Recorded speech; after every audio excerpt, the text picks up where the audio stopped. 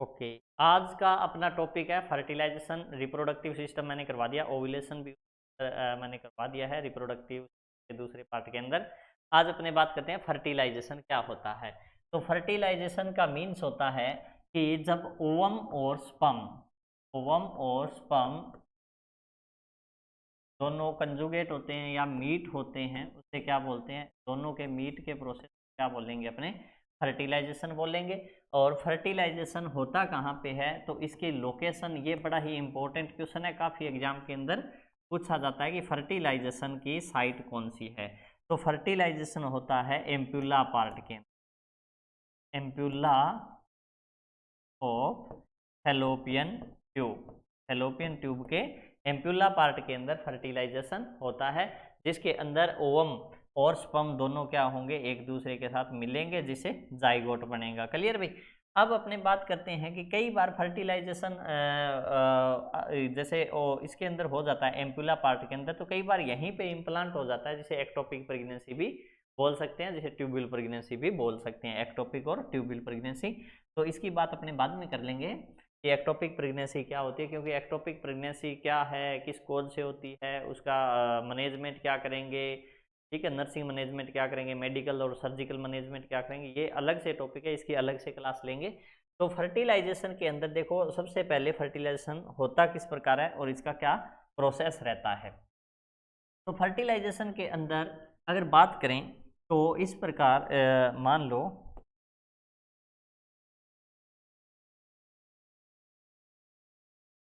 कि इसके अंदर फर्टिलाइजेशन में ये फैलोपियन ट्यूब,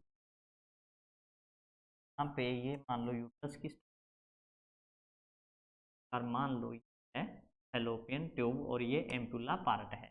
और इसके बाद अगर बात करें सर्विक्स, और उसके बाद बात करें अपने वेजाइना की, तो वेजाइना के अंदर हमेशा ध्यान रहे, स्पर्म जैसे ही इजाकुलेट होंगे तो स्पर्म बिलियंस की संख्या में स्पर्म क्या होंगे, इजाकुलेट होंगे वेजाइना के अंदर। और वेजाइना के अंदर स्पर्म की मोटिलिटी कम होती है, क्योंकि वेजाइना की पीएच एसिडिक होती है। तो वेजाइना की पीएच एसिडिक होती है, इस वजह से स्पर्म की मोटिलिटी वेजाइना में कम होती है। ध्यान रहे, क्योंकि स्पर्म की नेचर एल्केलाइन होती है। उसके बाद बात करें तो स्पर्म के ऊपर एक म्यूकोप्रोटीन की लेयर भी होती है। तो सबसे पहले अपने को ये ध्यान रखना है कि ओवम तो कहाँ रहेगा, फैलोपियन ट्यूब के अंदर। ओवम कहाँ रहेगा, फैलोपियन ट्यूब में, और स्पर्म इजाकुलेट होंगे वेजाइना के अंदर। तो जैसे ही वेजाइना के अंदर स्पर्म इजाकुलेट होते हैं, उस कंडीशन में स्पर्म के ऊपर एक म्यूकोप्रोटीन की लेयर होती है। स्पर्म के ऊपर क्या होगा, एक प्रकार की म्यूकोप्रोटीन की लेयर होगी। जब तक ये म्यूकोप्रोटीन की लेयर, म्यूकोप्रोटीन जब तक ये म्यूकोप्रोटीन की लेयर रिमूव नहीं होगी, तब तक स्पर्म की मोटिलिटी डिक्रीज रहती है। तो जैसे ही स्पर्म यूट्रस के अंदर आएगा, उस कंडीशन के अंदर क्या होगा, स्पर्म का स्पर्म के ऊपर जो ये म्यूकोप्रोटीन की लेयर है, ये यूटेराइन म्यूकोजा के थ्रू और यूट्रस का जो म्यूकस फ्लूइड है उसके थ्रू वॉश हो जाता है।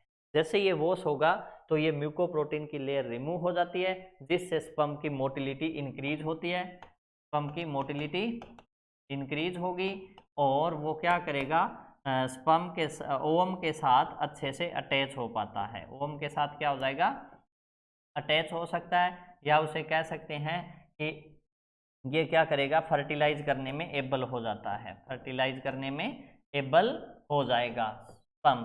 तो क्वेश्चन ये आता है कि जो ये म्यूकोप्रोटीन की लेयर रिमूव होती है, इस प्रोसेस को क्या बोलते हैं। तो ध्यान रहे, इस प्रोसेस को अपने बोलते हैं कैपेसिटेशन। क्या बोलेंगे, कैपेसिटेशन। कैपेसिटेशन, कैपेसिटेशन का मतलब क्या हुआ कि जैसे ही स्पर्म वेजाइना के अंदर जाके फिर यूट्रस में जाएंगे, तो यूट्रस का जो म्यूकोजा है वो क्या करेगा, यूट्रस की म्यूकस फ्लूइड है वो स्पर्म के जो ऊपर म्यूकोप्रोटीन की लेयर है इसको वॉश कर देगा, जिससे स्पर्म की मोटिलिटी इंक्रीज होती है और स्पर्म है वो फर्टिलाइज करने में एबल हो जाएगा। क्लियर। तो इस प्रोसेस को बोलेंगे अपने कैपेसिटेशन, और ये कैपेसिटेशन होता कहाँ पे है, यूटेराइन केविटी के अंदर होता है। क्लियर भाई।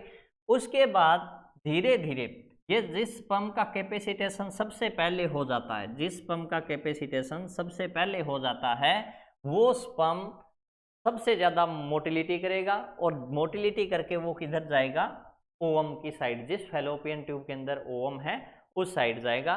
तो ध्यान रहे कि बिलियंस ऑफ स्पर्म आए, लेकिन कुछ स्पर्म क्या करेंगे, इस वाली फैलोपियन ट्यूब में चले जाते हैं, लेकिन कुछ सेलेक्टिव स्पर्म ऐसे होते हैं जिनका कैपेसिटेशन हो रखा है, वो हमेशा उसी डायरेक्शन में जाते हैं जिस साइड की फैलोपियन ट्यूब के अंदर ओवम प्रेजेंट है। ऐसा क्यों होता है, क्योंकि कैपेसिटेशन होने के बाद एक चीज और होती है कि ओवम क्या करता है, कीमो अट्रैक्टेंट रिलीज करेगा। ओवम क्या करेगा, कीमो अट्रैक्टेंट रिलीज करेगा। ठीक है भी, ओवम क्या करता है, कीमो अट्रैक्टेंट, कीमो अट्रैक्टेंट।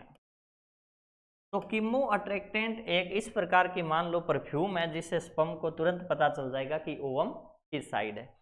और उसके बाद एक चीज आपने देखी होगी कि हर स्पीसीज, पर्टिकुलर स्पीसीज है, वो पर्टिकुलर स्पीसीज के स्पर्म से ही फर्टिलाइज होती है। जैसे मान लो ह्यूमन स्पीसीज है तो ह्यूमन के स्पर्म से फर्टिलाइज होगी, एनिमल स्पीसीज है तो वो पर्टिकुलर कैटेगरी के स्पर्म से ही फर्टिलाइज होती है। ऐसा क्यों होता है, क्योंकि ओवम के पास एक स्पीसीज स्पेसिफिक रिसेप्टर होता है। ओवम के पास क्या होता है, स्पीसीज स्पेसिफिक रिसेप्टर।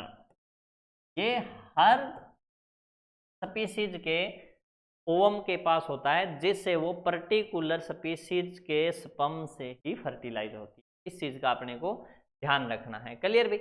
अब अपने को ये देखो कि जब स्पर्म आया यहाँ पे फर्टिलाइज करने के लिए ओवम के पास, तो ओवम के पास कम से कम 150 से 200 स्पर्म आएंगे। कितने आएंगे, 150 से 200 स्पर्म ओवम के पास इस प्रकार आते हैं और इसको फर्टिलाइज करने की कोशिश करेंगे, इसके अंदर पेनिट्रेट करने की कोशिश करेंगे। लेकिन जिस स्पर्म का कैपेसिटेशन हो रखा होता है, जैसे मान लो ये मान लो स्पर्म है, तो पहले तो इसके ऊपर म्यूकोप्रोटीन की लेयर होती है। अभी पहले तो इस स्पर्म के ऊपर म्यूकोप्रोटीन की ये मान लो लेयर है, इस वजह से ये बेचारा क्या है, शेड होता है। लेकिन जैसे ही इसका क्या हुआ, कैपेसिटेशन होते ही इस स्पर्म के ऊपर से म्यूकोप्रोटीन की लेयर क्या हो जाती है, रिमूव हो जाती है, जिससे इसकी मोटिलिटी भी बढ़ जाती है और इसकी फर्टिलाइज करने की बढ़ जाएगी। नाउ इट, अब ये क्या है, बिल्कुल खुश है। क्लियर। अब देखो इसके अंदर बात करें तो स्पर्म के हेड के ऊपर एक एक्रोसोमल कैप भी होती है। क्या होती है, एक्रोसोमल कैप होती है। और इसके ऊपर और क्या होता है, हाइल्यूरिडिनेज एंजाइम भी होता है। स्पेशल प्रकार का एंजाइम होता है। यहाँ पे जैसे बात करें अपने, हाइल्यूरिडिनेज एंजाइम भी होता है इसके ऊपर, प्रोटियोलाइटिक भी एंजाइम होते हैं इसके ऊपर, प्रोटियोलाइटिक एंजाइम भी होते हैं, और भी जैसे मान लो एक्रोसिन एंजाइम भी होते हैं। ठीक है, इस प्रकार के बहुत सारे एंजाइम इसके हेड के ऊपर होते हैं। तो जैसे ही ये स्पर्म किसके पास जाएगा, ओवम के पास जाता है। जैसे ये स्पर्म ओवम के पास जाएगा, उस कंडीशन में ध्यान से देखना किस प्रकार फर्टिलाइजेशन होता है कि ये मान लो अपना ओवम है, ओवम के सराउंडिंग में ये क्या है, कोरोना रेडिएटा, जोना पल्सूडा वगैरह लेयर होती है अलग अलग। यहाँ पे एक विटेलाइन लेयर भी होती है, विटेलाइन फ्लूइड होता है, विटेलाइन स्पेस भी होता है। ठीक है, और ये क्या है, इसके अंदर फीमेल प्रो न्यूक्लियस होता है। क्या होता है यहाँ पे, फीमेल प्रो न्यूक्लियस होता है, जिसके अंदर 22+X क्रोमोसोम होते हैं ओवम के अंदर। अब इसके पास जैसे ही स्पर्म आता है, तो स्पर्म के हेड के ऊपर जो मैंने एंजाइम बताया था, ये एंजाइम यहाँ पे क्या करेंगे भाई, रिएक्शन करेंगे, यहाँ पे रिएक्शन करेंगे, जिससे ये जोना पल्सूडा, कोरोना रेडिएटा, ये जो लेयर होती है, इनको क्या करेंगे, धीरे धीरे यहाँ से क्या कर देंगे, पेनिट्रेट कर देंगे। इसको धीरे धीरे यहाँ से क्या करेंगे, पेनिट्रेट करना स्टार्ट करेंगे। और इसके पास मैंने आपको बताया था कम से कम 150 से 200 स्पर्म आते हैं, लेकिन जिस स्पर्म का कैपेसिटेशन हो रखा है वो स्पर्म इसको क्या कर देगा, फर्टिलाइज कर देगा। तो यहाँ पे ये धीरे धीरे क्या करेगा, एक्रोसोमल जो इसके ऊपर कैप है ये धीरे धीरे क्या हो जाएगी, रिमूव हो जाएगी। जैसे अगर मैं नेक्स्ट पेज पे बताऊं कि ये मान लो ओवम है, ये फीमेल प्रोन्यूक्लियस है इसके अंदर, ठीक है अभी, और ये इसकी अलग अलग लेयर आ गई, कोरोना रेडिएटा, जोना प्लूसिडा जो भी, ठीक है। और यहाँ पे मान लो ये स्पर्म आ गया। अब धीरे धीरे क्या होगा, इस स्पर्म का हेड है वो क्या हो जाएगा, धीरे धीरे डाइजेस्ट हो जाएगा। और स्पर्म के हेड में भी क्या है, मेल प्रोन्यूक्लियस है, ठीक है। तो यहाँ पे जो एक्रोसोमल कैप थी वो प्रोटियोलाइटिक एंजाइम, हाइल्यूरिडिनेज एंजाइम, इन सब की वजह से धीरे धीरे डाइजेस्ट होने लग जाती है। और जैसे जैसे डाइजेस्ट हो जाएगी ये लेयर, तो एक ओवम के अंदर एक विंडो बन जाती है, और उस विंडो के थ्रू स्पर्म क्या करेगा, ओवम के अंदर एंटर कर लेगा। और इसके ऊपर एक बहुत ही थिन मेम्ब्रेन होती है, जिसे अपने क्या बोलते हैं, सेल मेम्ब्रेन या भी बोल सकते हैं। ये मेम्ब्रेन रह जाती है इसके ऊपर। तो ओवम जो स्पर्म है वो क्या करता है, विद टेल, स्पर्म क्या करेगा, विद टेल ओवम के अंदर एंटर कर लेता। जैसे मान लो ये ओवम है, ओवम के अंदर स्पर्म क्या करेगा, इस प्रकार विद टेल क्या कर लिया, इसने एंटर कर लिया। और ये इसका न्यूक्लियस किसका, स्पर्म का न्यूक्लियस है, और ये ओवम का न्यूक्लियस है। तो पीछे एक थिन इस प्रकार की लेयर रह जाती है। ये कई तो बोलते हैं कि ये स्पर्म की टेल रह गई, ठीक है भाई, ऐसा नहीं है। एक्चुअल में स्पर्म विद टेल ओवम के अंदर एंटर करता है। पीछे जो बचती है स्ट्रक्चर जो अपने को दिखाई देती है उसे अपने क्या बोलेंगे कि ये स्पर्म की आउटर लेयर, जिसे सेल मेम्ब्रेन बोलते हैं, वो बचती है। तो अब क्या होगा, धीरे धीरे अब देखो, जैसे जैसे ये मान लो एक्रोसोमल कैप रिड्यूस हुई, एक्रोसोमल कैप क्या होगी, यहाँ से रिमूव होगी, तो इसे क्या बोलते हैं, एक्रोसोमल रिएक्शन। क्या बोलेंगे, एक्रोसोमल रिएक्शन। तो इतना अपने को ध्यान रखना है कि पहले फर्टिलाइजेशन के अंदर देखो, जैसे अगर बात करें कि फर्टिलाइजेशन में क्या हुआ, तो फर्टिलाइजेशन में ओवम और स्पर्म दोनों मिले, मिले कहाँ पे, फैलोपियन ट्यूब के एम्पुला पार्ट में। लेकिन उससे पहले एक रिएक्शन हुई जिसे क्या बोला था, कैपेसिटेशन। तो ध्यान रहे, कैपेसिटेशन का मतलब क्या हुआ कि स्पर्म के ऊपर जो म्यूकोप्रोटीन की लेयर है वो रिमूव हो जाती है, जिसे कैपेसिटेशन बोलेंगे। और कैपेसिटेशन के बाद फर्टिलाइजेशन के अंदर दूसरी चीज क्या आएगी, एक्रोसोमल रिएक्शन। तो फर्टिलाइजेशन में ये दो चीज बड़ी ही मस्ट इंपॉर्टेंट होती है, एक तो कैपेसिटेशन, दूसरा एक्रोसोमल रिएक्शन।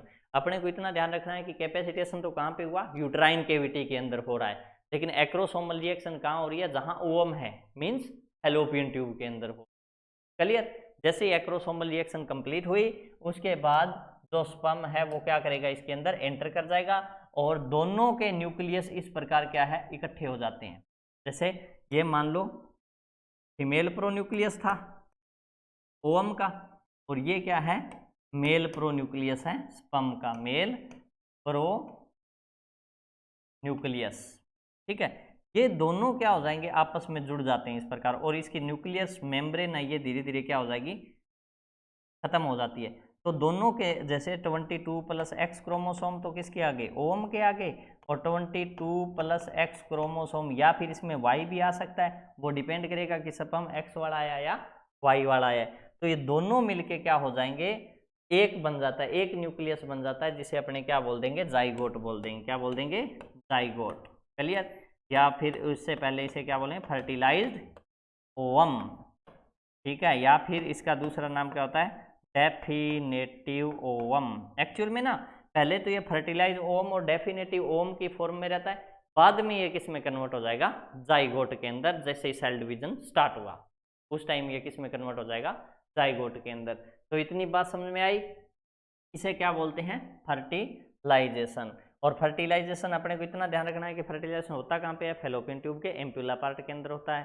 फर्टिलाइजेशन होते टाइम कौन कौन सी रिएक्शन होती है, एक एक्रोसोमल रिएक्शन होती है और एक कैपेसिटेशन रिएक्शन होती है। क्लियर भी। अब जैसे ही मान लो फर्टिलाइजेशन हो गया, जैसे ही फर्टिलाइजेशन हो गया उसके बाद जैसे मान लो ये सेल है, फर्टिलाइज ओवम है, तो ये क्या हो जाएगा, फिर धीरे धीरे सेल डिवीजन होगी। इसमें सेल डिवीजन होगी तो ये क्या है, 2 सेल स्टेज बनेगी, 2 सेल से फिर 4 सेल स्टेज बनती है, ठीक है। 2 सेल स्टेज को ब्लास्टोमियर भी बोलते हैं, ब्लास्टोमियर भी बोलते हैं। बिल्कुल छोटा हो गया रे, ब्लास्टोमियर, क्या बोलेंगे इसे, ब्लास्टोमियर। फिर 8 सेल स्टेज बनती है, कितनी, 8 सेल स्टेज। अब कई बार ये होता है कि इन विट्रो फर्टिलाइजेशन वगैरह करवाते हैं, आईवीएफ करवाते हैं, तो उसके अंदर जो टेस्ट ट्यूब होती है उसके अंदर फर्टिलाइजेशन कराया जाएगा। तो फर्टिलाइजेशन के अंदर जैसे 8 सेल स्टेज बन जाती है तब यूट्रस पर इम्प्लांट करा दें। क्लियर भाई, आर यू क्लियर और नॉट? अब देखो इसके बाद बात करते हैं कि इसके बाद बनती है 16 सेल स्टेज। कितनी, 16 सेल स्टेज। ये बड़ी ही इंपॉर्टेंट है भाई, 16 सेल स्टेज वाला कंसेप्ट है, ये बहुत इंपॉर्टेंट है, क्योंकि 16 सेल स्टेज को क्या बोलते हैं, मोरूला। क्या बोलेंगे, मोरूला। तो एक तो ये ध्यान रखना, कई बार ना डायरेक्ट क्वेश्चन पूछ लेता है कि मोरूला किसे बोलेंगे, तो 16 सेल स्टेज को, या कई बार ये बोल देता है कि मोरूला के अंदर कितनी सेल स्टेज होती है, तो 16 सेल स्टेज।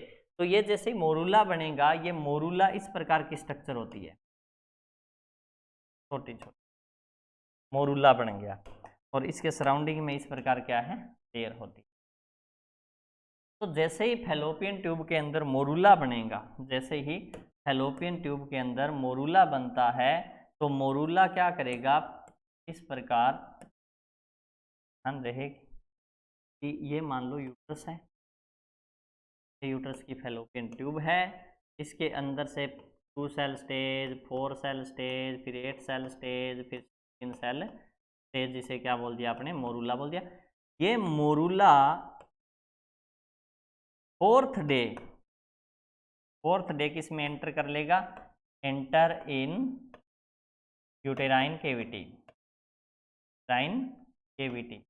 क्लियर भी, ये मोरूला किस में आ जाएगा, यूटेराइन केविटी के अंदर आ जाता है। और यूट्रस की एंडोमेट्रियम की बात करें उस टाइम बिल्कुल ठीक हो जाती है, इसके नीचे ब्लड सप्लाई बढ़ जाती है, पिन पोड लाइक स्ट्रक्चर भी बन जाती है, फिंगर लाइक स्ट्रक्चर भी बन जाती है एंडोमेट्रियम के अंदर, जिससे जो फर्टिलाइज ओवम आया है उसको इम्प्लांट करने में आसानी रहती है। क्लियर भाई।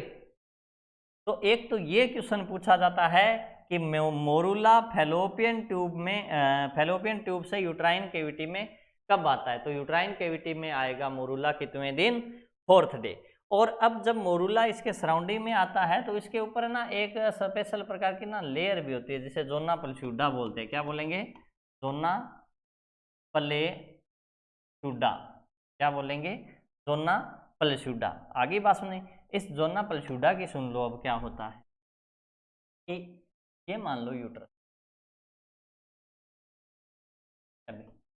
ये फैलोपियन ट्यूब है, इस यूट्रस की एंडोमेट्रियम क्या नीचे क्या है, ब्लड सप्लाई बढ़ गई और इस प्रकार पिन पोड लाइक स्ट्रक्चर बन गई, ये बिल्कुल रेडी है, ठीक है। और 4th डे, कितने दिन, 4th डे, जैसे ही मोरूला एंटर करेगा तो मोरूला के ऊपर इस प्रकार ये मोरूला के सराउंडिंग में कौन सी लेयर बताई थी, अभी जस्ट मैंने जिक्र किया था, एक लेयर होती है जिसे क्या बोलते हैं अपने, जोना पल्स्यूडा, जोना पल्स्यूडा। ये जो जोना पल्स्यूडा लेयर है, ये 5वें दिन, जैसे ही 4th डे यूट्राइन केविटी के अंदर मोरूला एंटर करेगा, मोरूला यूट्राइन केविटी के अंदर एंटर करते ही ये जोना पल्स्यूडा जो है लेयर है, ये क्या हो जाएगी, रिमूव हो जाएगी। ये लेयर रिमूव होते ही इम्प्लांटेशन हो जाता है। लेकिन कई बार क्या होता है, ये जोना पल्स्यूडा लेयर है, ये फैलोपियन ट्यूब के अंदर ही रिमूव हो जाती है, और जैसे ये फैलोपियन ट्यूब के अंदर रिमूव हो गई तो इम्प्लांटेशन वहीं हो जाता है फैलोपियन ट्यूब में, जिसे ट्यूबुलर प्रेगनेंसी या फिर एक्टोपिक प्रेगनेंसी कहते हैं। तो ध्यान रहे, जोना पल्स्यूडा कब डिसअपीयर होती है, 5th डे। कब होगी, 5th डे, 5वें दिन जोना पल्स्यूडा है वो डिसअपीयर होगी। और जब जोना पल्स्यूडा डिसअपीयर होती है उस रिएक्शन को बोलते हैं जोना हैचिंग। क्या बोलेंगे, जोना हैचिंग रिएक्शन, हैचिंग रिएक्शन बोलेंगे किसको, जब 5th डे जोना पल्स्यूडाई से डिसअपीयर होती है। क्लियर, क्योंकि जैसे यूट्रस के अंदर ब्लड सप्लाई बढ़ रखी है एंडोमेट्रियम के अंदर, और यहाँ पे स्पेशल प्रकार के जब पिन पोड लाइक स्ट्रक्चर बनी है तो यहाँ पे एंजाइमेटिक रिएक्शन भी होती है, जिसमें कैड्रिन एंजाइम है, कैड्रिन प्रोटीन है, ठीक है, प्रोटियोलाइटिक एंजाइम है। ये क्या करेंगे, धीरे धीरे इस जोना प्लूसिडा को तोड़ेंगे, तोड़ते ही तुरंत इम्प्लांटेशन हो जाता है। तो ये भी ध्यान रखना है, 6th डे इम्प्लांटेशन स्टार्ट हो जाता है। 6th डे के पे क्या हो जाएगा, इम्प्लांटेशन। इम्प्लांटेशन कितने दिन हो जाएगा, 6th डे। ये भी क्वेश्चन बड़ा ही इंपॉर्टेंट है, पूछा जाता है बार बार एग्जाम के अंदर कि इम्प्लांटेशन कब होता है, तो इम्प्लांटेशन होगा 6th day start. 6th day तो क्या होगा, स्टार्ट, और 10 और 11, 10वें और 11वें दिन क्या हो जाएगा, कंप्लीट हो जाता है। तो ये दोनों क्वेश्चन ही इंपॉर्टेंट है बहुत एग्जाम में, जैसे कोई प्रीवियस एग्जाम भी आए हुए ना तो उसके अंदर देखना ये क्वेश्चन आपको मिलेंगे ही मिलेंगे, क्योंकि ये मोस्ट इंपॉर्टेंट क्वेश्चन है, हर एग्जाम के अंदर पूछे जाते हैं कि इम्प्लांटेशन कब हुआ, तो इतना बता देना, कब स्टार्ट हुआ 6th डे, कंप्लीट कब हो गया 10 से 11वें दिन इम्प्लांटेशन कंप्लीट हो जाता है। और इम्प्लांटेशन होता कहाँ पे है, ये ध्यान रखना है कि पोस्टीरियर, एंटीरियर और पोस्टीरियर दोनों ही होती है, लेकिन मोस्टली तो किस साइड में होगा, posterior side of the fundus near the body, यहाँ पे क्या होगा, इम्प्लांटेशन हो जाता है। और इम्प्लांटेशन का दूसरा नाम अगर पूछे तो इम्प्लांटेशन को क्या बोलते हैं, इम्प्लांटेशन। तो इतना पहले तो ये ध्यान रखो, इम्प्लांटेशन क्या होता है, इम्प्लांटेशन का मतलब है, राइटिंग मेरी अजीब हो, इम्प्लांटेशन है कि फर्टिलाइज ओवम जैसे यूट्राइन कैविटी के अंदर आएगा, तो मोरूला यूट्राइन कैविटी के अंदर आता है तो तुरंत उसका क्या हो जाएगा, जोना प्लूसिडा रिएक्शन होते ही, जोना हैचिंग रिएक्शन होते ही जो फर्टिलाइज ओवम है वो यूट्रस के यूट्राइन कैविटी के अंदर इम्प्लांट होगा, मतलब अटैच हो जाएगा, जिससे फिर वो ग्रो करेगा। ठीक है, तो इम्प्लांटेशन स्टार्ट होगा 6ठे दिन, इम्प्लांटेशन खत्म होगा 10 से 11वें दिन। क्लियर। और इम्प्लांटेशन का दूसरा नाम पूछे तो अपने को ध्यान रखना है कि इम्प्लांटेशन का दूसरा नाम क्या होता है, निडेशन। क्या बोलते हैं, निडेशन। प्लांटेशन का दूसरा नाम क्या रहेगा, निडेशन। क्लियर। तो एक क्वेश्चन तो यही बन जाता है कि इम्प्लांटेशन का दूसरा नाम क्या है, दूसरा ये क्वेश्चन बन गया कब स्टार्ट हुआ, कब खत्म हुआ। एक सबसे इंपॉर्टेंट क्वेश्चन पूछा जाता है कि इम्प्लांटेशन होता किसका है। अगर क्वेश्चन आए ना कि which of the following structure, बोल देता हूं, structure involve in implantation, involve in implantation,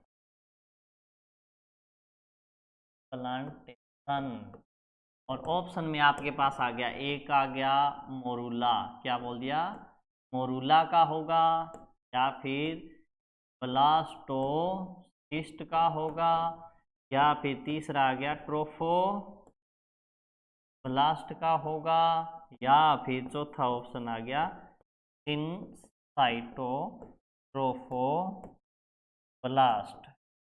अब ऐसा क्वेश्चन पूछ ले कि कौन सी स्ट्रक्चर का इम्प्लांटेशन होता है, या इम्प्लांटेशन में कौन सी स्ट्रक्चर हेल्प करती है, तो इसका आंसर क्या जाएगा। अब अपने क्या पढ़ लिया कि जी अभी आपने बताया सर जी मोरूला है, तो आप क्या कर देते हो, मोरूला के ऊपर टिक कर देते हो। मोरूला को इस प्रकार पूरा उस OMR सीट में इस प्रकार पूरा राउंड करके आ जाते हो, कहीं बाहर न रह जाए, कोई ज़्यादा बाहर भी ना आए ये गोला, और अंदर भी चीज़ बच न जाए, पूरा ऐसे राउंड करके आ जाते हो इतनी मेहनत करके। लेकिन एग्जामिनर क्या करता है, इस क्वेश्चन को इस प्रकार कर देता है कि रॉन्ग हो गया, क्योंकि एक्चुअल में जो इम्प्लांटेशन होता है वो हमेशा किसका होगा, ब्लास्टोसिस्ट। इम्प्लांटेशन किसका होगा, ब्लास्टोसिस्ट का, क्योंकि मोरूला के बाद जो स्ट्रक्चर बनती है तो उसमें ब्लास्टोसिस्ट इस प्रकार देखो, मोरूला जैसे यूट्राइन कैविटी के अंदर आता है तो उस टाइम आपको पता है कि उसको न्यूट्रिशन तो चाहिए, और न्यूट्रिशन मिलेगा किससे, कि आपने कहा कि एंडोमेट्रियम है उसकी थिकनेस बढ़ गई, और एंडोमेट्रियम का जो म्यूकस फ्लूइड है, एंडोमेट्रियल का जो म्यूकस फ्लूइड है वो सीक्रेट होना ज़्यादा हो गया, और यहीं पे आ गई अपने ये लो, यहीं पे आ गया क्या, मोरूला, यहाँ पे क्या आ गया, ये मोरूला आ गया, और इसके सराउंडिंग में ये लेयर कौन सी आ गई, जोना प्लूसिडा। इस टाइम अपने को ध्यान रखना है कि इसके अंदर छोटे छोटे फेनिस्ट्रेशन होते हैं, छोटी छोटी ओपनिंग होती है। इन ओपनिंग के थ्रू जो म्यूकस फ्लूइड है यूट्रस का, जो यूट्रस का म्यूकस फ्लूइड है वो क्या कर लेगी, ये अब्जॉर्व कर लेगी। ये लेयर क्या कर लेती है, इस फ्लूइड को अब्जॉर्व कर लेती है। और इसको अब्जॉर्व करने के बाद जो क्या होता है, जैसे ये इसको अब्जॉर्व करेगी तो इस प्रकार की कुछ स्ट्रक्चर बनती है। अभी मैं बता देता हूँ आपको कि जैसे जैसे यूट्रस के अंदर ये ग्रो करेगा, एंटर करता है, उस टाइम मोरूला इस प्रकार की स्ट्रक्चर है। ठीक है, इसके सराउंडिंग में ये मैंने आपको लेयर बताई थी। ठीक है, ये जो जोना पल्चूडा के ऊपर जो सेल है ये क्या करती है, धीरे धीरे धीरे धीरे इस फ्लूइड को क्या करेगी, अंदर ले लेगी, अब्जॉर्व करेगी। अब्जॉर्व करेगी तो ये मोरूला के अंदर जो आपको सेल दिखाई दे रही है, ये सेल इस प्रकार बड़ी बड़ी हो जाती है, इसके अंदर फ्लूइड भर जाता है। ये सेल क्या हो जाएगी, इस प्रकार बड़ी बड़ी हो जाएगी, साइज इसका बड़ा हो जाता है और इसके अंदर क्या हो जाएगा, फ्लूइड फिल हो जाता है। इसके अंदर क्या होगा, इस प्रकार फ्लूइड फिल हो जाता है। तो ये सेल आपको ऐसे लगता है कि सर ये ब्लास्ट होने लायक हो गई, क्योंकि कोई सेल अगर फूलती है उसके अंदर फ्लूइड जाता है तो वो कैसी दिखाई देगी, कि ऐसे लगेगा कि सर ये ब्लास्ट होने लायक हो गई। तो उस स्ट्रक्चर को बोलेंगे अपने ब्लास्टोसिस्ट। ब्लास्टोसिस्ट, ठीक है अभी। तो ब्लास्टोसिस्ट किससे बनता है, मोरूला से ही बनता है। कि मोरूला जैसे यूट्राइन कैविटी में आएगा तो यूट्राइन कैविटी का फ्लूइड है वो किस में आ जाएगा, इस मोरूलर सेल के अंदर आ जाता है। तो वो सेल क्या हो जाएगी, फूल जाती है। और जैसे ही वो सेल फूल जाएगी तो अपने को ऐसे लगेगा कि ब्लास्ट होने लायक होगी, तो उसे क्या बोल दिया, ब्लास्टोसिस्ट। ब्लास्टोसिस्ट, क्योंकि सिस्ट किसको बोलते हैं, फ्लूइड फील्ड कैविटी को। सिस्ट किसको बोलते हैं, फ्लूइड फील्ड कैविटी को बोलते हैं। तो इसे क्या बोल दिया, ब्लास्टोसिस्ट। और कुछ सेल यहाँ पे रह जाती है इस प्रकार छोटी छोटी, इस प्रकार कुछ छोटी छोटी सेल यहाँ पे रह जाती है। ठीक है, तो अब देखो, अब ये स्ट्रक्चर है ना जो मोरूला वाली, ये क्या हो जाएगी, कन्वर्ट हो जाएगी, क्योंकि जो इसके ऊपर जोना पल्चूडा थी वो रिमूव होगी, इम्प्लांटेशन होगा। उससे जस्ट पहले क्या होगा, 5वें दिन जो इसके सराउंडिंग में अभी मैंने आपको बताया ना ये लेयर जोना पल्चूडा है। ठीक है, तो ये जोना पल्चूडा तो क्या होगी, डिसअपीयर होगी। लेकिन यहाँ पे दूसरी सेल बनती है जो अब इस एक में ही समझा देता हूँ कि कौन कौन सी होगी। तो एक्चुअल में जो ये आउटर वाली है, ये जो आपको ग्रीन कलर की आउटर लेयर दिखाई दे रही है, ये तो कन्वर्ट हो जाएगी ट्रोफोब्लास्ट में। किसमें, ट्रोफोब्लास्ट में। क्लियर। और ये अंदर वाली ब्लास्टोसिस्ट है ही। और ये ब्लैक वाली आपको दिखाई दे रही है, ये किस में कन्वर्ट हो जाती है, एम्ब्रियोब्लास्ट में। किसमें, एम्ब्रियोब्लास्ट में। किसमें, एम्ब्रियोब्लास्ट के। आगे बात समझ में क्लियर भी। अब अपने को ये देखना है कि ये धीरे धीरे क्या कर रहा है, ग्रो कर रहा है। प्लांटेशन हो गया, इम्प्लांटेशन के बाद ये क्या कर रहा है, धीरे धीरे ग्रो कर रहा है। तो ग्रो करता है उस टाइम एक तो बनती है ट्रोफोब्लास्ट। क्या बनेगी, एक तो बनेगी ट्रोफोब्लास्ट। ट्रोफोब्लास्ट। एक बन जाता है inner cell mass. Cell mass. आगे बात समझ, ये दो चीजें बनती है। तो एक बार इस स्ट्रक्चर को आप पहले ध्यान से देख लो कि ये क्या बन रहा है, कैसे इम्प्लांटेशन होने के बाद, यूट्रस के अंदर आने के बाद किस प्रकार ये बन रहा है और ये तीनों सेल किस प्रकार कन्वर्ट हो रही है। उसके बाद मैं आपको बताता हूं कि ये किस प्रकार आगे डिवाइड होके क्या क्या बनता है।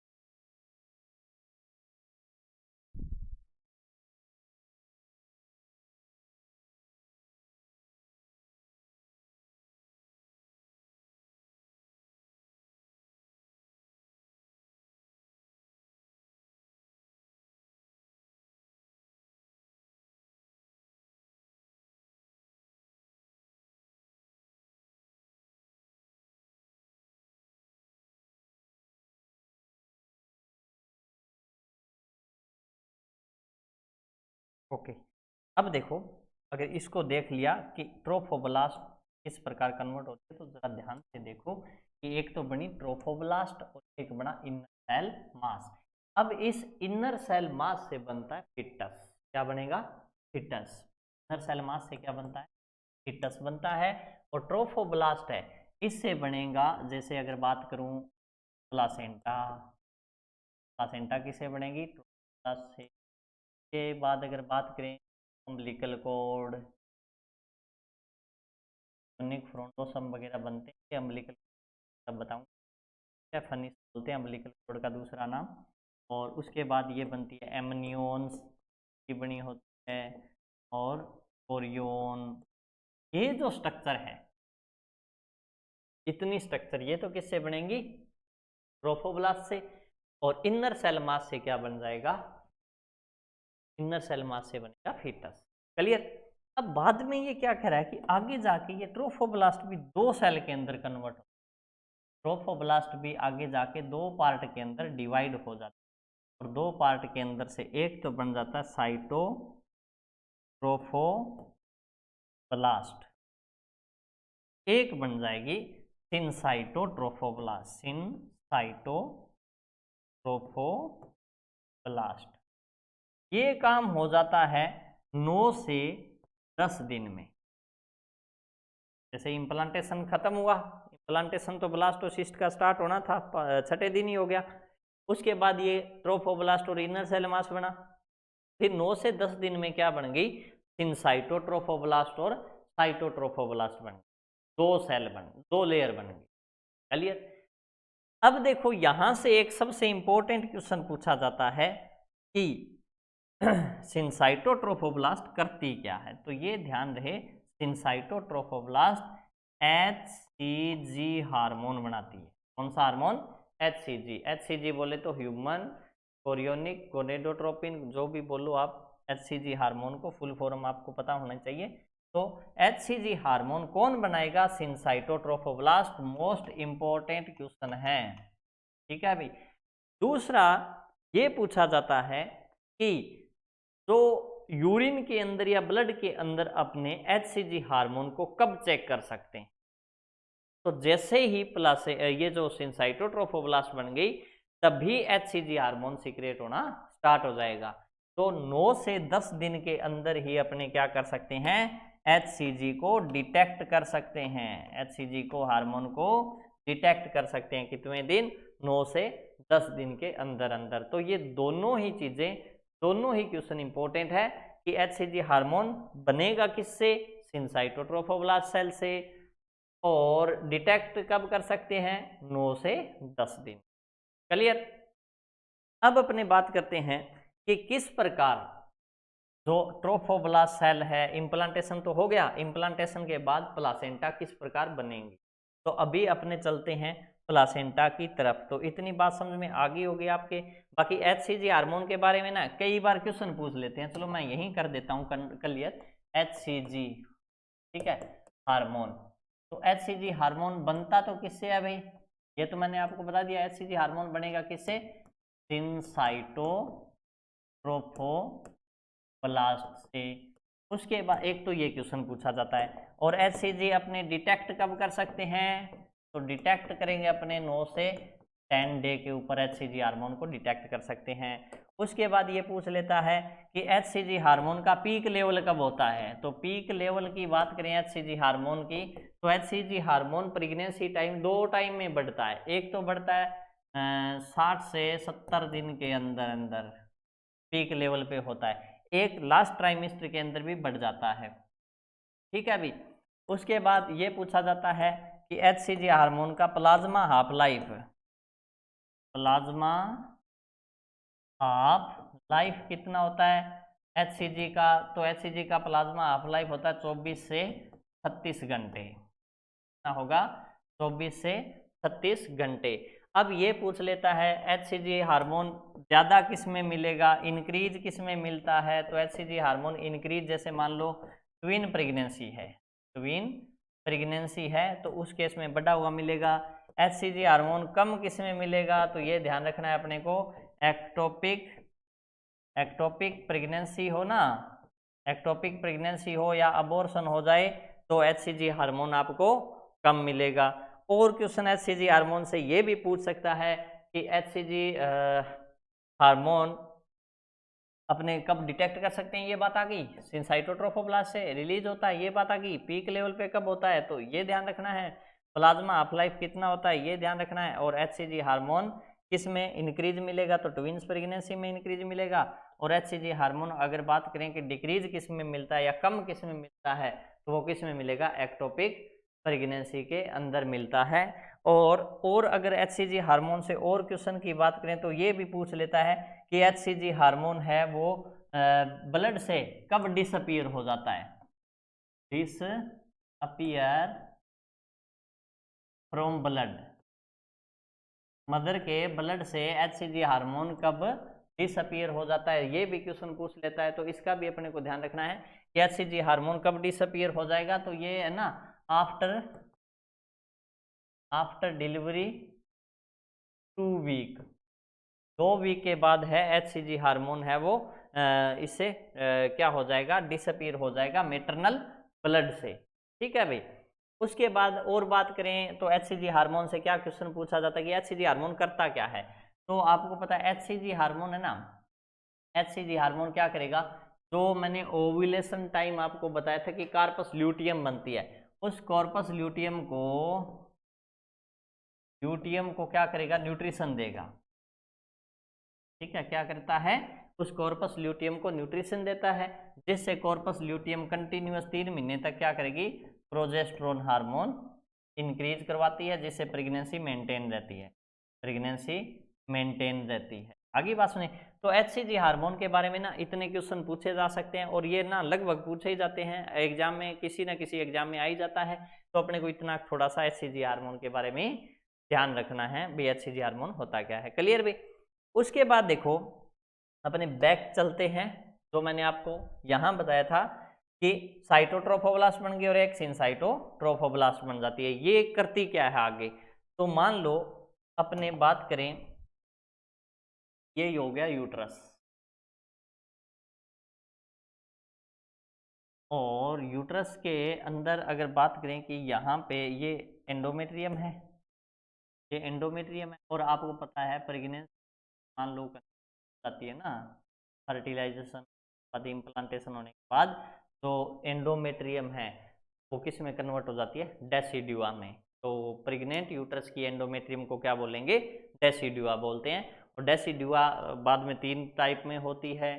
ठीक है, इसकी लेयर भी 3 होती है, और जैसे इम्प्लांट होगी उसके बाद भी 3 भाग में टाइप ये डिवाइड हो जाती है। वो मैं डेसिडुआ के जब पढ़ाऊंगा तो उसके अंदर बता दूंगा। तो अभी मान लो ये इम्प्लांटेशन हो गया यहाँ पे, फर्टिलाइज ओवम का इम्प्लांटेशन हो गया यहाँ पे। इस प्रकार की इसकी कट सेक्शन को देखें, जिसके अंदर ये कह रहा है ट्रोफोब्लास्ट साइटोट्रोफोब्लास्ट बनी, तो ये किस प्रकार इतनी कट सेक्शन को देखा जाए, तो ये देखो प्रकार प्लासेंटा धीरे धीरे मान लो ये लेयर देखिए, और यहाँ पे इस हिस्से को क्या बोल देंगे अपने, अगर बात करें इसे बोलते हैं रेसिड्यू। मतलब इसका इतना कट सेक्शन लिया, इधर वाली साइड तो कौन सी आ जाएगी, इधर वाली साइड तो कौन सी आ जाएगी, मेटरनल साइड तो रेसिड्यू ये होती प्लास्ट। ये आ गई एक्स्ट्रा एम्ब्रियोनिक ड्रम, आ गई एक्स्ट्रा एम्ब्रियोनिक ड्रम। क्लियर भी, 3 प्रकार की लेयर होती। ठीक, उसके बाद क्या होगा, अगर बात करें ये डेसिड्यूआ क्या हो जाएगा, आगे इसका क्लासिफिकेशन, ये तो क्या आ गई भाई डेसिड्यूआ। डेसिड्यूआ में इस प्रकार ये क्या होते हैं, स्पेस होते हैं, क्या बोलते हैं, या फिर लेक्यूना नेम बोल के क्या बोल सकते हो, डेसिड्यूआ ही रखो एक बार। ठीक है भाई, डेसिड्यूआ ही रखो, ये इसके अंदर ये समझ लो ये मेटरनल ब्लड है, क्या है, मेटरनल ब्लड। डेसिड्यूआ में क्या होता है, मेटरनल ब्लड होता है। लेक्यूना मैं आपको आगे कराऊंगा। तो ये जो ट्रोफोब्लास्ट लेयर है, ये 2 टाइप के अंदर कन्वर्ट हो जाती है। कितने में, 2 टाइप में। तो जैसे ट्रोफोब्लास्ट 2 टाइप में कन्वर्ट होगी तो उसके बाद ये किस, एक तो साइटोट्रोफोब्लास्ट में और एक सिनसाइटोट्रोफ, एक तो किस में कन्वर्ट होगी, साइटोट्रोफोब्लास्ट में, और एक किस में होगी, सिनसाइटोट्रोफोब्लास्ट के अंदर कन्वर्ट हो जाती है। इस प्रकार देखो ये तो क्या बन गया अब, सिनसाइटोब्लास्ट, और ये क्या आ गई अपनी, साइटोट्रोफोब्लास्ट, क्या आ गई, साइटोट्रोफोब्लास्ट आ गई। आगे इतनी बात समझे। और ये अपनी क्या थी, एक्स्ट्रा एम्ब्रियोनिक डिसऑर्डर। क्लियर। अब ये कह रहा है कि जो ये लेयर बनती है सिनसाइटोट्रोफोब्लास्ट, इस सिनसाइटोट्रोफोब्लास्ट के अंदर धीरे धीरे आगे वाले पेज पे ले चलो। एक बार इतना ध्यान रखो कि पहले तो क्या थी, डेसिडुआ, ट्रोफोब्लास्ट और एक्स्ट्रा एम्ब्रियोनिक मेसोडर्म, 3 लेयर थी। ठीक है, अभी दिखाई दे रहा है ऊपर तक, हाँ। उसके बाद ये कह रहा है कि जो ट्रोफोब्लास्ट लेयर थी मिडल वाली, वो किस में कन्वर्ट होगी, 2 में, साइटोट्रोफोब्लास्ट में और सिनसाइटोट्रोफोब्लास्ट में। किस किस में कन्वर्ट हुई, साइटोट्रोफोब्लास्ट में और सिनसाइटोट्रोफोब्लास्ट में। ये समझो कि किस प्रकार प्लासेंटा किस प्रकार बनती है। ये सारा प्रोसेस है, ये किसका है, प्लासेंटा के फॉर्मेशन का है, कि इम्प्लांटेशन होने के बाद प्लासेंटा कैसे बनती है। तो इतना ध्यान रखना, डेसिडुआ के बाद सिनसाइटोट्रोफोब्लास्ट और फिर क्या बनी, साइटोट्रोफोब्लास्ट। 2 पार्ट में डिवाइड होगी कौन सी, ट्रोफोब्लास्ट। अब आगे वाले पेज पे ले चलता हूं आपको, थोड़ा सा ध्यान से पढ़ना कि इस प्रकार ये आ गया अपना डेसिडुआ। इस डेसिडुआ के अंदर मैंने आपको बता रखा है क्या होता है, मेटरनल ब्लड होता है। डेसिडुआ में क्या होगा, मेटरनल ब्लड। उसके बाद जो मैंने आपको बताई थी कि ये तो क्या हो गई भाई, ये लेयर कौन सी, साइटोट्रोफोब्लास्ट। ये लेयर कौन सी, साइटोट्रोफोब्लास्ट।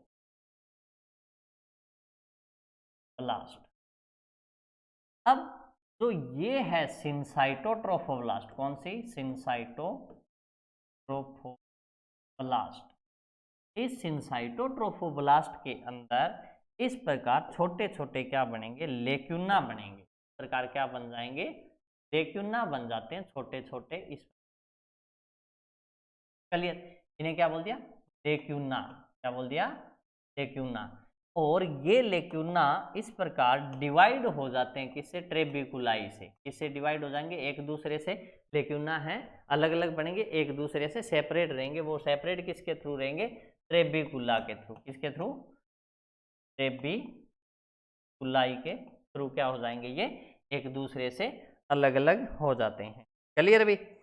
उसके बाद अगर बात करें तो ये नीचे वाली ये लेयर कौन सी है, एक्स्ट्रा एम्ब्रियोनिक मेसोडर्म। क्लियर। अब देखो अगले स्टेप में प्लासेंटा फिर थोड़े टाइम बाद किस प्रकार, ये स्ट्रक्चर किस प्रकार कन्वर्ट होगी, तो ये स्ट्रक्चर इस प्रकार कन्वर्ट हो जाएगी कि ये जो लेक्यूना है, ये जो मैंने आपको लेक्यूना बताए थे, ये धीरे धीरे धीरे धीरे किस में एंटर कर लेंगे, लेक्यूना एंटर कर लेंगे किसके अंदर, डेसिडुआ के अंदर। किसमें एंटर करेंगे, डेसिडुआ के अंदर। इस प्रकार ये क्या करेंगे, लेक्यूना एंटर कर लेंगे। और डेसिडुआ में मैंने आपको बताया था मैटरनल ब्लड होता है। डेसिडुआ में क्या होता है, मैटरनल ब्लड। तो ये मैटरनल ब्लड किस में आ जाएगा, इस प्रकार लेक्यूना में आ जाएगा। मैटरनल ब्लड किस में आ जाएगा, लेक्यूना के अंदर आ जाता है। तो आपको हमेशा ध्यान रखना है कि लेक्यूना, जो प्लासेंटा के अंदर लेक्यूना होते हैं, बाद में वो कोरियोविलस के अंदर कन्वर्ट हो जाते हैं, विलस स्पेस के अंदर। तो उसके अंदर ब्लड किसका रहता है, मैटरनल ब्लड। लेक्यूना में किसका ब्लड रहेगा, मैटरनल ब्लड रहेगा। क्लियर। उसके बाद तो ये साइटोट्रोफोब्लास्ट है, ध्यान से समझना। ये जो साइटोट्रोफोब्लास्ट है, ये धीरे धीरे क्या करेगी, इस प्रकार किस में एंटर कर लेगी, इस जो लेक्यूना के बीच बीच में स्पेस है। तो ये आपको लेक्यूना के बीच बीच में स्पेस दिखाई दे रहे हैं, इन स्पेस के अंदर इस प्रकार क्या करेगी, एंटर कर। जब इस प्रकार धीरे धीरे लेक्यूना के बीच स्पेस के अंदर धीरे धीरे साइटोट्रोफ को एंटर कर जाएगी, और जैसे ही साइटोट्रोफोब्लास्ट इस लेक्यूना के बीच के स्पेस में एंटर करेगी तो ये कन्वर्ट हो जाती है प्राइमरी विलाई के अंदर। इसमें कन्वर्ट हो जाएगी ये प्राइमरी विलाई के अंदर। तो ये क्वेश्चन मोस्ट इंपॉर्टेंट है, ध्यान रहे कि प्राइमरी विलाई कब बनती और किससे बनती। तो ये क्या बन गई, प्राइमरी विलाई। क्या बन गई, प्राइमरी विलाई। किससे बनी है, साइटोट्रोफोब्लास्ट से। कितवें दिन बन जाती है, 13वें दिन। फर्टिलाइजेशन के 13वें दिन क्या बन जाएगी, प्राइमरी विलाई। क्लियर, इतनी बात समझ में आ गई। ध्यान से देखो एक बार दोबारा, ये कंसेप्ट है ना प्लासेंटा का फॉर्मेशन। अगर आप बुक के अंदर प्लासेंटा का डायग्राम देखोगे तो उसके अंदर आपको समझ ही नहीं आएगा कि ये क्या है, अजीब सा है बिल्कुल, ठीक है। लेकिन आपको क्या पढ़ना है कि प्लासेंटा किस प्रकार डेवलप हो रही है धीरे धीरे। तो मैं एक बार दोबारा से दिखा देता हूं आपको कि पहले तो अपने ये देखा कि इम्प्लांटेशन के बाद कैसी स्ट्रक्चर बन रही है, उसको अपने कट करके बाहर रखा तो 3 पार्ट बताए थे। डेसिडुआ मैटरनल साइड होगी, फिर ट्रोफोब्लास्ट, फिर एक्स्ट्रा एम्ब्रियोनिक मेसोडर्म होगी, फिर क्या होगी, एक्स्ट्रा एम्ब्रियोनिक मेसोडर्म होगी। और उसके बाद मैंने आपको बताया था कि जो ट्रोफोब्लास्ट है वो 2 कैटेगरी के अंदर डिवाइड हो जाती है, एक तो सिनसाइटोट्रोफोब्लास्ट में और एक साइटोट्रोफोब्लास्ट के अंदर। तो अब क्या होगा कि जो सिनसाइटोट्रोफोब्लास्ट है उसके अंदर क्या बने थे, इस प्रकार लेक्यूना बने थे। क्या बन गए थे, लेक्यूना बन गए। और लेक्यूना एक दूसरे से सेपरेट हो गए, किसके थ्रू, ट्रेबिकुला के थ्रू। किसके थ्रू, ट्रेबिकुला के थ्रू। उसके बाद नेक्स्ट स्टेप के अंदर क्या हुआ कि तो ये साइटोट्रोफोब्लास्ट है वो धीरे धीरे लेक्यूना के बीच बीच में जो स्पेस है उसके अंदर एंटर कर गई। उसके अंदर एंटर करते इसने क्या बना लिया, प्राइमरी विलाई बना ली। क्या बना ली, प्राइमरी विलाई। और प्राइमरी विलाई बनती कब है, 13वें दिन, फर्टिलाइजेशन के 13वें दिन। अब देखो आगे और क्या होता है, तो मैं इधर से समझा देता हूँ आपको थोड़ा सा, हाँ आ जाएगा, ठीक है। तो अब ये क्या होगा, जैसे मान लो ये तो बन गया, ये तो आपने कह दिया कि तैयार हो गया। एक्चुअल में इसको मैं हाफ बना देता हूँ ताकि बीच में कटिंग ना करनी पड़े। क्या भाई, इसलिए नहीं रख दे, कारण बना के अंदर ये क्या थी, डेसिडुआ। और डेसिडुआ के अंदर इस प्रकार ये क्या है, लेक्यूना। क्या है, लेक्यूना। लेक्यूना इसे बनेंगे, थोड़ा सा प्लेन करना पड़ेगा।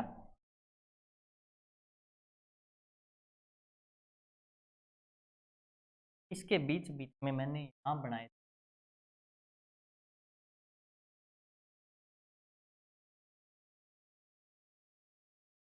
अब इस लेक्यूना के जस्ट नीचे वाली साइड में क्या एंटर किए थे, trophoblast, cytotrophoblast layer enter. Cytotrophoblast ने क्या बना ली, प्राइमरी विलाई बना ली। और क्या बना ली, प्राइमरी विलाई। और लेक्यूना के अंदर क्या है, ये मैटरनल ब्लड है। क्या है इस प्रकार, मैटरनल ब्लड है। क्लियर। और ये क्या बन गई थी, अपने प्राइमरी विलाई बन गई भाई। किससे बनी है, साइटोप्लास्ट। क्लियर। अब इसके बाद अब देखो जरा गौर से, ये तो क्या बन गई, प्राइमरी विलाई, प्राइमरी विलाई। अब देखो, अब अपने पास क्या बच गया, एक्स्ट्रा एम्ब्रियोनिक मेसोडर्म। दूसरी लेयर कौन सी बची है, एक्स्ट्रा एम्ब्रियोनिक मेसोडर्म। अब धीरे धीरे ये एक्स्ट्रा एम्ब्रियोनिक मेसोडर्म है वो भी क्या करेगी, इस प्रकार एंटर करेगी, इसके जस्ट नीचे वाली साइड में इस प्रकार एंटर करेगी। क्या, एक्स्ट्रा एम्ब्रियोनिक मेसोडर्म। तो एक्स्ट्रा एम्ब्रियोनिक मेसोडर्म इस प्रकार तो प्राइमरी विलाई बनी है उसके नीचे इस प्रकार एंटर करके ये क्या बना लेगी, सेकेंडरी विलाई। ये क्या बना लेगी, विलाई बना लेगी। ये क्या हो गया अपना सेकेंडरी। तो ध्यान दें सेकेंडरी विलाई किससे बनता है? एक्स्ट्रा एम्ब्रियोनिक मेसोडर्म से। इसे बोल दिया सेकेंडरी, जूम कर लेना थोड़ा, सेकेंडरी विलाई। अब ये सेकेंडरी विलाई कितने दिन बनी? 16 डे पे। 16वें दिन क्या बन गई? Secondary villi. और सेकेंडरी विलाई किससे बनी है? एक्स्ट्रा एम्ब्रियोनिक मेसोडर्म से। किससे बनी है? Extra embryonic mesoderm. अब सपोज दैट इधर तो क्या कर रही है? ये सेल ग्रो कर रही है, ठीक है भी, साइटोट्रोफोब्लास्ट इन साइटोट्रोफोब्लास्ट। लेकिन side by side inner cell mass क्या कर रहा है? जो मैंने आपको बताया था शुरू के अंदर ही बता दिया था मैंने कि एक तो क्या बनेगी ट्रोफोब्लास्ट लेयर, एक बनेगा इनर सेल मास। तो ट्रोफोब्लास्ट सेल अपना काम कर रही है, साइटोट्रोफोब्लास्ट इन साइटोट्रोफोब्लास्ट के अंदर कन्वर्ट हो गए, और मेसोडर्म के अंदर एक्स्ट्रा एम्ब्रियोनिक मेसोडर्म के अंदर कन्वर्ट हो गए।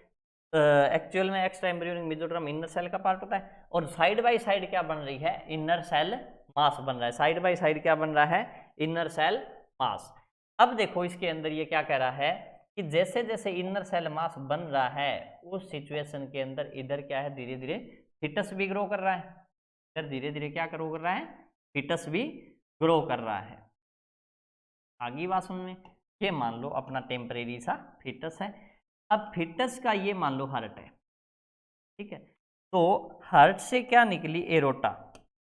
हार्ट से इधर से क्या बन रही है? एरोटा बन रही है। एरोटा बाद में आगे जाके अब्डोमेन एरोटा में इस प्रकार डिवाइड हो रही है। इस प्रकार डिवाइड होके ये क्या है? इंटरनल इलियक आर्टरी में कन्वर्ट होती है। इसमें internal iliac artery, internal iliac artery, ठीक है भाई। अब इस इंटरनल इलियक आर्टरी की जो ब्रांच है, जो इंटरनल इलियक आर्टरी की ब्रांच है, वो भी क्या कर रही है? धीरे धीरे इस जो सेकेंडरी विलाई बनी थी, इन सेकेंडरी विलाई के नीचे इस प्रकार क्या कर रही है? धीरे धीरे ग्रो कर रही है। सेकेंडरी विलाई के बीच बीच क्या कर रही है? ग्रो कर रही है। और इस प्रकार इंटरनल इलियक आर्टरी जो आगे जाके अम्बिलिकल आर्टरी की ब्रांच बनती है। ध्यान रहे अम्बिलिकल आर्टरी की ब्रांच है इंटरनल इलियक आर्टरी। क्लियर? तो जैसे जैसे फिटस ग्रो कर रहा है वैसे वैसे ही जो इंटरनल इलियक आर्टरी है वो बाद में किसमें? अम्बिलिकल आर्टरी में कन्वर्ट होके इस प्रकार क्या बना लेती है? Tertiary villi. क्या बना लेगी? Tertiary villi. कौन सी विलाई? Tertiary villi. Tertiary villi. और ये टर्सरी विलाई किससे बनी है? अम्बिलिकल आर्टरी की ब्रांच से। और ये बनती है 21 डे पे। कितने दिन? 21वें दिन बनती है। जैसे 21वें दिन बन जाती है उसी टाइम 21वें दिन ही हार्ट बनता है। ध्यान रहे 21वें दिन ही फीटस का हार्ट बनता है। और सबसे पहले बनने वाला ऑर्गन भी हार्ट है। और 21वें दिन जैसे ही टर्सरी विलाई बन जाती है उसी टाइम फीटस के अंदर, या ये बोले फिटोप्लासेंटल सर्कुलेशन स्टार्ट हो जाता है। लेकिन हार्ट बीट नहीं आएगी। हार्ट बीट के लिए अपने को 10 वीक तक वेट करना पड़ेगा फीटल हार्ट रेट चेक करने के लिए। लेकिन ब्लड सर्कुलेशन, फिटोप्लासेंटल सर्कुलेशन कब स्टार्ट हो जाता है? 21वें दिन जैसे ही टर्सरी विलाई बनती है। और शायद ये पीछे पीजी चंडीगढ़ ने क्वेश्चन अभी लेटेस्ट ही पूछा है कि टर्सरी विलाई कब बनती है? तो 21वें दिन बनती है। 21वें दिन फीटस के अंदर ब्लड सर्कुलेशन स्टार्ट हो जाता है। क्लियर भी? तो अब ये देखो इतनी चीजें समझ में आई आपको कि कैसे कैसे ये कन्वर्ट हो रही है। तो पहले तो प्राइमरी विलाई बनी 13वें दिन, फिर सेकेंडरी विलाई बनी 16वें दिन, फिर 21वें दिन क्या बन गई? Tertiary villi. क्लियर भाई?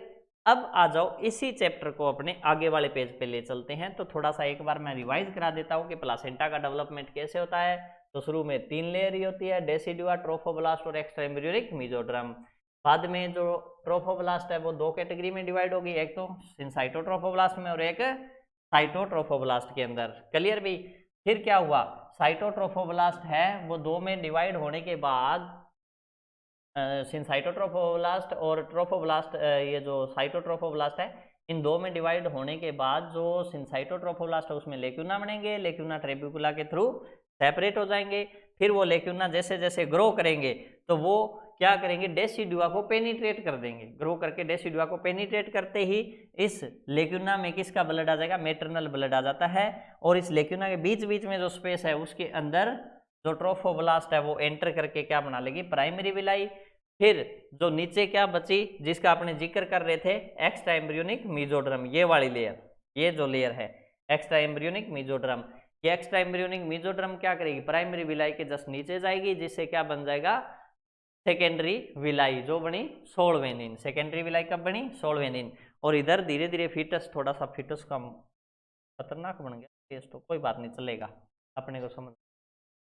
अब देखो इसके अंदर 21वें दिन क्या होगा, जो अगर बात करें अम्बिलिकल आर्टरी की ब्रांच है, अम्बिलिकल आर्टरी की जो ब्रांच है वो किसके अंदर एंटर कर लेगी, सेकेंडरी विलाई के जस्ट नीचे वाली साइड के अंदर एंटर करेगी, जिससे क्या हो जाएगा, टर्सरी विलाई बनेगी। और ये 21वें दिन बन जाती है यार, 21वें दिन ही फीटोप्लासेंटल सर्कुलेशन स्टार्ट हो जाता है और 21वें दिन ही फीटस का हार्ट बन जाता है। क्लियर भी। अब देखो ये यहाँ पे तो है मैटरनल ब्लड और यहाँ पे है फीटल ब्लड, यहाँ पे है फीटल ब्लड। ये ब्लड कभी भी आपस में एक्सचेंज नहीं होता है, सिर्फ और सिर्फ ऑक्सीजन, न्यूट्रिशन, ये कंटेंट एक्सचेंज होते हैं। लेकिन अगर मान लो कोई प्लासेंटा की इंजरी हो जाए या अबॉर्शन हो जाए या और एनीवे यूट्रस रप्चर हो जाए, उस केस के अंदर ये ब्लड एक्सचेंज हो सकता है, जिससे ब्लड ग्रुप भी एक्सचेंज हो सकता है, जिससे RH इनकम्पेबिलिटी, ABO इनकम्पेबिलिटी भी हो सकती है। क्लियर। लेकिन वरना तो क्या होगा, मैटरनल ब्लड तो है यहाँ पे, ये रहा, और फिटस का ब्लड होता है यहाँ पे। तो ये इस दोनों के बीच में क्या है, कम से कम 5 लेयर होती है। जैसे मान लो साइटोट्रोफोब्लास्ट, साइटोट्रोफोब्लास्ट, फिर अगर बात करें तो फिटस की जो अम्बिलिकल आर्टरी की ब्रांच है, तो फिटल कैपिलरी एंडोथीलियम हो गई एक, इसके बीच में बेसमेंट मेम्ब्रेन भी होती है, ठीक है। और इसके बीच बीच में क्या होता है, अगर बात करें अपने होफ ब्र्यूर सेल भी होती है। कौन सी सेल, होफ ब्र्यूर, ठीक है, होफ ब्र्यूर सेल, होफ ब्र्यूर सेल। जैसे मान लो लीवर के अंदर कफर सेल होती है ना, नेचुरल फेगोसाइटिक सेल, उसी प्रकार प्लासेंटा के अंदर भी क्या होगी, होफ ब्र्यूर सेल होती है, जो क्या करती है, जैसे मान लो मैटरनल इन्फेक्शन है तो बहुत सारे माइक्रो ऑर्गेनिज्म ऐसे होते हैं जो होफ ब्र्यूर सेल उनको फेगोसाइट कर लेगी, जिससे फीटस के अंदर इन्फेक्शन नहीं होता। तो ऐसी बहुत सारी चीज़ें होती है, ये सारी चीज़ें क्या होफ ब्र्यूर सेल है, ठीक है। और साइटोट्रोफोब्लास्ट है, साइटोट्रोफोब्लास्ट, और सिनसाइटोट्रोफोब्लास्ट, साइटोट्रोफोब्लास्ट, और बेसमेंट मेम्ब्रेन, बेसमेंट मेम्ब्रेन। और अगर बात करें तो फिटल कैपिलरी एंडोथीलियम, ये सारी मिलके क्या बना लेगी, फिटस ब्लड को मैटरनल ब्लड से अलग रखती है, जिसे बोलते हैं अपने प्लासेंटल ब्लड बैरियर। क्या बोलेंगे, रेड से दिखता ही नहीं है, प्लासेंटल ब्लड बैरियर। जैसे ब्लड ब्रेन बैरियर होता है ना, वो तो ब्रेन में हो गया, उसी प्रकार प्लासेंटल ब्लड बैरियर भी होता है, जिससे फीटस ब्लड और मैटरनल। क्लियर भी, इतनी बात समझ में आ गई। अब देखो बस प्लासेंटा के अंदर दूसरा डायग्राम बनाने की तो जरूरत ही नहीं है, इतना ये प्लासेंटा की नॉर्मल जो फॉर्मेशन होती है वो मैंने आपको बताई है। अब अपने अगर बात करें प्लासेंटा की, तो प्लासेंटा कैसी होती है, तो सबसे पहले तो ना प्लासेंटा के बारे में देखो। प्लासेंटा ये एक प्रकार का डेसिडुअल ऑर्गन है। क्या है, डेसिडुअल ऑर्गन। डेसिडुअल का मतलब होता है टेम्परेरी ऑर्गन होता है, क्योंकि जब तक प्रेगनेंसी कंसीव है, जब तक डिलीवरी नहीं होती तब तक ही रहता है। ये क्या है, टेम्परेरी ऑर्गन। क्लियर। तो उसके बाद बात करें कि प्लासेंटा है वो किस से ज़्यादा किस साइड से होती है, तो प्लासेंटा का फॉर्मेशन होता है वो एक्चुअल में फिटल साइड से ज़्यादा होता है, फिटल साइड से ज़्यादा होता है, मैटरनल साइड से कम होता है। ठीक है, मेटरनल साइड से कम होगा। जैसे अगर बात करें 1/4, ठीक है, वो या 1/5 बोल देते हैं, 1/5 पार्ट तो किसका होगा, फिटल साइड का, और 4/5 पार्ट होगा किसका, मैटरनल साइड का। क्लियर भी, प्लासेंटा का। उसी प्रकार अगर बात करें कि प्लासेंटा का नॉर्मल वेट कितना होता है, तो प्लासेंटा का नॉर्मल वेट रहेगा 500 ग्राम, ठीक है। और प्लासेंटा एक प्रकार का क्या है, हिमोकोरियोनल ऑर्गन है। क्या है, हिमोकोरियोनल होती है। हिमोकोरियोनल का मतलब हीम का मतलब ब्लड, और किससे बनी है, कोरियोन से बनी है, किससे, कोरियोन से, ठीक है अभी। हिमोकोरियोन ऑर्गन है, डेसिडुअल ऑर्गन है, 500 ग्राम वेट होता है, ठीक है। और अगर फिटस वेट और मैटरनल वेट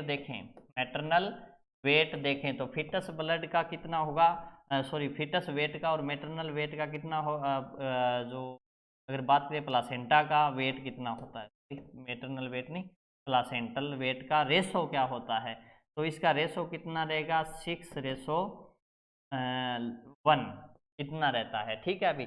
जैसे मान लो अगर 3000 ग्राम का फिटस है, तो उसमें प्लासेंटा कितनी होगी, 500 ग्राम की। इसका रेशो निकालें तो इसको ऐसे काट दें, और 5 एकम 5, ये आ जाएगा 1:6 या 6:1, जो भी है। इतना ध्यान रखना है कि फिटस के वेट का कितना होगा, प्लासेंटा का वेट 6:1। क्लियर। उसके बाद प्लासेंटा की अगर बात करें शेप कैसी होती है, तो प्लासेंटा की शेप है ना, डिस्कोइड शेप की होती है, डिस्क शेप की होती है, इस प्रकार, ठीक है अभी। डिस्कोइड शेप की होती है। मैटरनल साइड से ये क्या होगी, रफ होगी, फिटल साइड से ये क्या होगी, स्मूथ होगी, ठीक है अभी। इस प्रकार की कुछ स्ट्रक्चर होती है। ये जब मैं प्लासेंटा आपको इसकी यूट्रो प्लासेंटल सर्कुलेशन कराऊंगा, उसके अंदर बताऊंगा। तो आज अपने इतना ही करना था कि फर्टिलाइजेशन क्या होता है, फिर एचसीजी हार्मोन क्या है, ठीक है, और उसके बाद प्लासेंटा कैसे बनती है, ठीक है अभी। आज के लिए मैं इतना ही पढ़ाऊंगा। नेक्स्ट लेक्चर के अंदर अपने बात करेंगे feto placental circulation, utero placental circulation, fetal circulation, ठीक है, वो अपने नेक्स्ट क्लास लेंगे। और ऐसे करके एक एक लेक्चर करके अपने इसके सारे लेक्चर कंप्लीट कर देंगे, ठीक है भाई।